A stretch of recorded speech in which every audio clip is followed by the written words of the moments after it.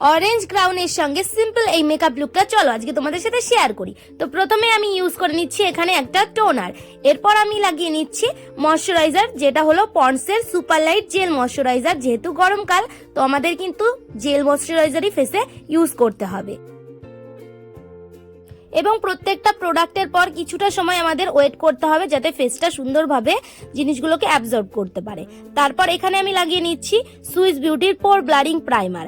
অবশ্যই কিন্তু মেকআপের আগে একটা প্রাইমার আমাদের লাগাতেই হবে ফেসে। মুখের প্রত্যেকটা জায়গায় কিন্তু আমি সুন্দরভাবে প্রাইমারটা লাগাচ্ছি, কোনো জায়গা যেন প্রাইমারটা বাদ না থেকে যায়, তবে কিন্তু সেই জায়গা থেকে মেকআপ ওঠার সম্ভাবনা থাকবে। প্রাইমারের পর আমি লাগিয়ে নিচ্ছি ফাউন্ডেশন। এখানে আমি রিকোডের ফাউন্ডেশন ইউজ করেছি, কারণ রিকোডের ফাউন্ডেশনটা যথেষ্ট ম্যাট আর গরমকালের জন্য কিন্তু রিকোডের ফাউন্ডেশনটা বেস্ট ফাউন্ডেশন অ্যাফোর্ডেবলের মধ্যে। ফাউন্ডেশনটাকে সেই একইভাবে আমি লাগাচ্ছি হাতে নিয়ে, তারপর ব্লেন্ডার দিয়ে আমি মুখে ব্লেন্ড করছি।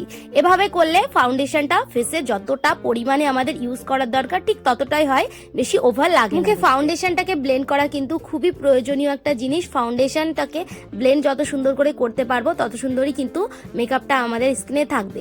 এরপর আমি ইউজ করে নিলাম একটা লুজ পাউডার দিয়ে আমি পুরো ফেসের ফাউন্ডেশনটাকে সেট করে দিলাম। পাউডার দিয়ে একবার ফেসটাকে সেট করার পর কিন্তু আর কোনো রকম ক্রিম প্রোডাক্ট ফেসে ইউজ করব না। যত রকমের পাউডার প্রোডাক্ট আছে সেগুলো ইউজ করব, যেমন পাউডার ব্লাশার আমি এখন ইউজ করে নিচ্ছি। এরপর আমি ইউজ করে নেব হাইলাইটার। আমি কিন্তু কোনো কন্ট্যুর করলাম না। প্রত্যেকটা জিনিসকেই যেমন ফেসে সুন্দরভাবে ব্লেন্ড করতে হয়, নাহলে দেখতে ভালো লাগে না, তেমন হাইলাইটারটাকেও কিন্তু সুন্দরভাবে ব্লেন্ড করতে হয় যাতে কোনো রকম হার্শ লাইন বোঝা না যায়। এরপর আমি একটু নোজ কন্ট্যুর করে নিচ্ছি শুধুই, আমি তাছাড়া আর মুখের কোথাও কিন্তু কন্ট্যুর করছি না আজকে।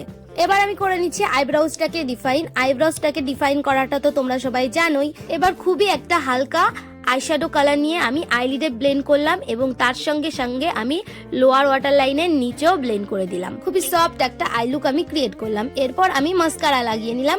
লোয়ার আইল্যাশ এবং আপার আইল্যাশ দুটোতেই কিন্তু মাস্কারাটাকে আমি খুব সুন্দর করে লাগালাম। অফ ক্যামেরাতে আমি আইলাইনারটাও পরে নিয়েছি।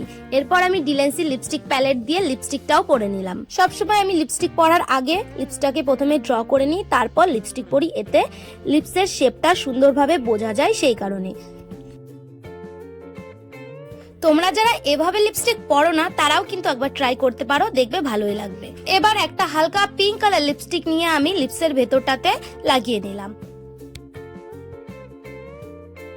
এই লিপস্টিকটা লাগানোর পর কিন্তু ড্র করেছিলাম যে জায়গাগুলোতে, সেই জায়গাটা একটু হালকা হয়ে যাবে, তো সেই কালারটা নিয়ে আরেকবার সুন্দর করে ড্র করে একটু ছড়িয়ে দিতে হবে, দিলেই হয়ে যাবে এই লিপসটা কমপ্লিট। এবার তোমরা দেখে জানিও এই লুকটা তোমাদের কাছে কেমন লাগলো।